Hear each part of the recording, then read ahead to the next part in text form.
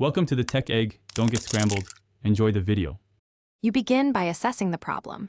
Open Google Drive Storage View to see used GB and the biggest culprits. Once you know which files are largest, empty Drive trash and Gmail trash to release space immediately, because deleted items still count until removed. Next, sort or filter by size and scan for files over 100 MB, especially videos and large PDFs. Make quick decisions. Delete duplicates you no longer need, or move infrequently used big files to local storage. Then confirm the freed space reflects in the storage meter. Now you handle the more detailed cleanup. Convert uploaded Office files to Google Docs format. This removes file size overhead and immediately reduces storage counts. Once done, make sure photos are set to Storage Saver when acceptable, or selectively delete original full-resolution images you don't need.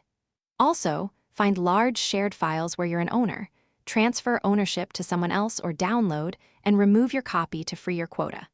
Finally, use app settings to clear hidden app data and remove obsolete backups. These often silently consume gigabytes. Finish by verifying results.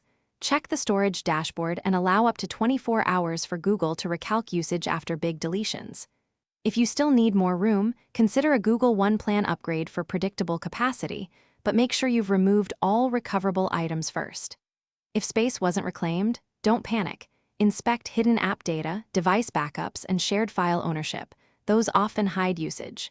If issues persist, contact Google support or use the Drive Storage Manager to pinpoint stubborn items and resolve syncing conflicts. Thanks for watching. Consider subscribing if I helped unscramble your problems.